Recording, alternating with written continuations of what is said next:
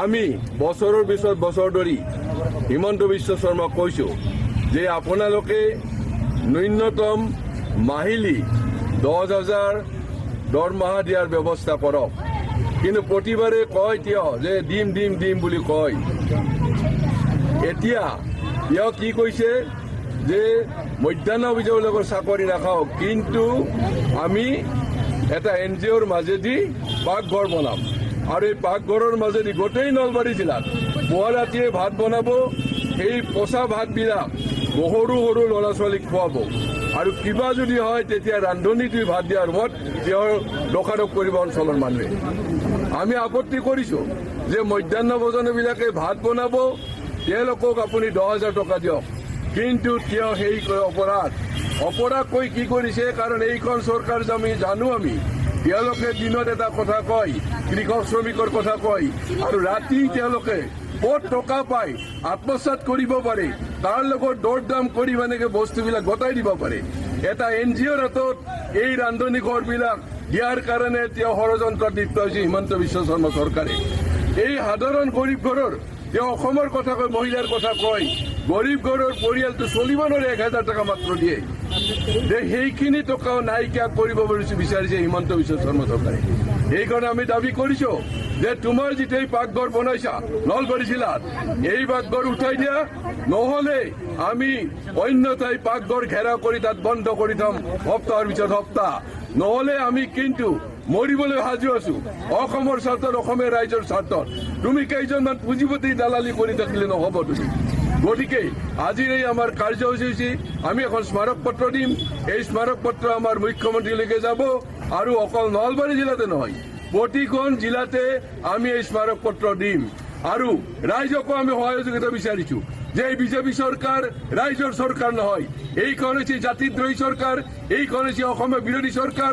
গতিকে এই চৰকাৰক যিমান সংকল্প পাৰে অফিচ কাছাৰী, ৰিক্সাৱালা, ঠেলাৱালা, মধ্যাহ্ন ভোজন কৰ্মচাৰীয়ে এই চৰকাৰৰ বিৰুদ্ধে ঐক্যবদ্ধ সংগ্ৰাম কৰিব লাগিব, নহ'লে অসম চাৰখাৰ কৰি দিব হিমন্ত বিশ্ব শৰ্মা চৰকাৰে।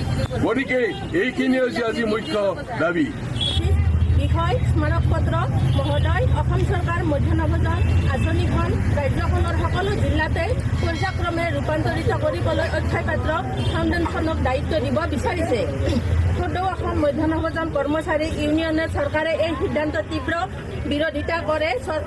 চৰকাৰৰ এই হঠকাৰী সিদ্ধান্ত যিদৰে প্ৰাথমিক বিদ্যালয় শিক্ষা শিশুসকলক পুষ্টিকৰ খাদ্যৰ পৰা বঞ্চিত কৰিব, সেইদৰে আঁচনিখন ৰূপায়ণ 2005 চনৰ পৰা গুৰুত্বপূৰ্ণ ভূমিকা পালন কৰি অহা ৰন্ধন কৰ্মীসকলৰ মান্য পৰিমাণৰ মাননি কামটোৰ ভৱিষ্যত অনিশ্চিত হৈ পৰিব। কেন্দ্ৰীয় চৰকাৰৰ মধ্যাহ্ন ভোজন আঁচনিখন ৰূপায়ণৰ ক্ষেত্ৰত কোৱা হৈছে যে বিদ্যালয় পৰিসৰতেই সতেজ ৰন্ধা খাদ্য শিক্ষাৰ্থী শিশুসকলক যোগান ধৰিব লাগে। ৰন্ধন কৰ্মীসকলৰ মাকৰ মৰমৰে শিশুসকলৰ এই কামটো 2005 পৰা কৰি আহিছে। চৰকাৰে এই সিদ্ধান্ত শিশুসকলক সতেজ খাদ্যৰ পৰা বঞ্চিত কৰিব, কিয়নো কেন্দ্ৰীয় ৰন্ধনশাল পুৱতি নিশাৰ পৰা প্ৰস্তুত কৰা খাদ্য দুপৰীয়া 12 বজাৰ পৰা পাছতহে বিদ্যালয় পৰিৱেশন কৰা হ'ব। নিশ্চিতভাৱে এতিয়ালৈ খাদ্য পুষ্টি গুণ যথেষ্ট কমিব।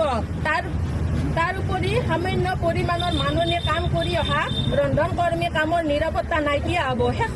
সেয়ে চৰকাৰে এই হঠাৎ সিদ্ধান্ত প্ৰত্যাহাৰ কৰিবলৈ আৰু এতিয়াও যিবোৰ বিদ্যালয়ত NGOই খাদ্য যোগান ধৰি আছে তাকো বাতিল কৰি আগৰ অৱস্থালৈ আনিবলৈ দাবী জনালোঁ। সদৌ অসম মধ্যাহ্ন ভোজন কৰ্মচাৰী ইউনিয়ন জিলাৰ সৈতে অঞ্জনা চালৈ, উত্তৰা বৰ্মন।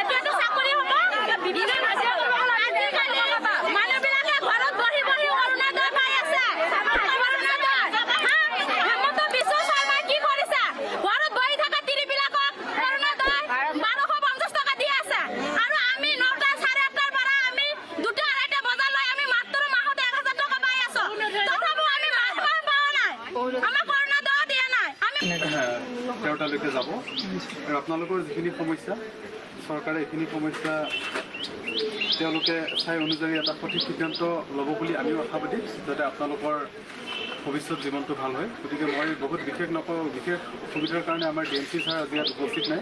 ছাৰৰ হৈ মই এখন স্মাৰক সদৌ অসম মধ্যাহ্ন ভোজন কৰ্মচাৰী ইউনিয়ন দৰং জিলা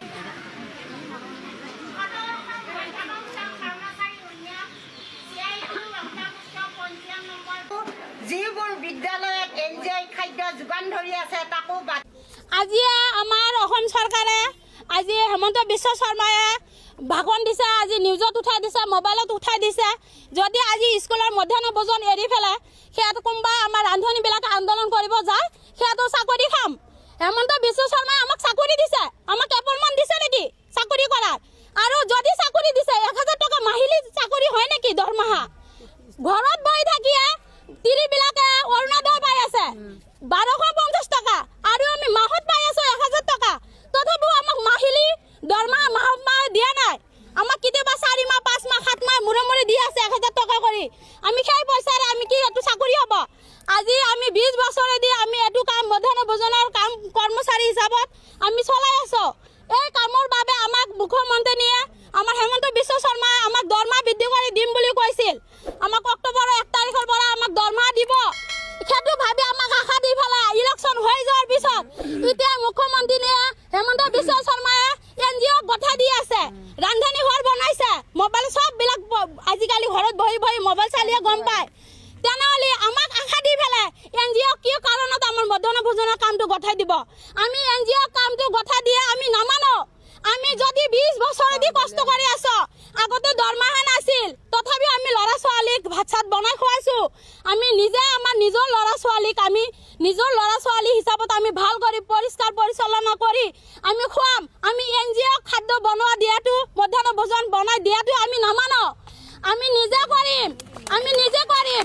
আমাক 1000 টকা দৰমহা দিছে, এওঁ যদি আমাৰ চাকৰি বুলি ভাবিছে, আমাৰ চাকৰি খেদা বুলি ভাবিছে, আমাক চাকৰি কৰা বুলি আমাক এপইণ্টমেণ্ট দিয়ক, আমাক চাকৰি কৰাবিলাক নিযুক্তি দিয়ক আৰু আমাৰ চাকৰি যিটো নেকি মাননীয় আমাৰ যিটো নেকি কৰ্তব্য কৰাৰ কাৰণে আমাক যিটো নেকি পাব লাগে প্ৰাপ্য ধন আমাক সেইখিনি বুজাই দিয়ক আৰু ইমান বছৰে 20 বছৰে দি আমি 1000 টকা যদি খাদ্য পাৰিছো, আমি লাগে আৰু আমি এইটো বছৰ খাদ্য পাৰিম। আমাৰ দৰমহা বৃদ্ধি কৰি দিয়ক।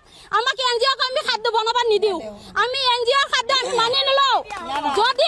যদি স্কুলত যদি মোৰ স্কুলত যদি বহুতো ল'ৰা ছোৱালী আছে, সেইখন স্কুলত মোৰো ছোৱালী আছে, মোৰো ল'ৰা আছে, আমি NGO কালি বনোৱা খাদ্য আজি আমি নুখুৱাওঁ। আমি নিজে বনাই খুৱাম। আমি মানুহৰ খাদ্য আমি নচলাওঁ। আমি বেলেগৰ খাদ্য বেলেগৰ হেৰিত আমি ভৰসা নকৰোঁ। আমি সেইকাৰণে আমাক যিখিনি দিছে আমাক সেই দৰমহা বৃদ্ধি কৰি দিয়ক আৰু আমাৰ খাদ্য আমিয়ে বনাই দিম। 20 বছৰ দি বনাব পাৰিছো, আমি আগলৈ বনাব পাৰিম। যদি আমি নুমাৰো, আমি জীয়াই থাকো, আমি তেতিয়ালৈকে বৃদ্ধ বয়সলৈকে আমি খাদ্য নিজে বনাম। আমি NGO কেতিয়াও নেদাওঁ।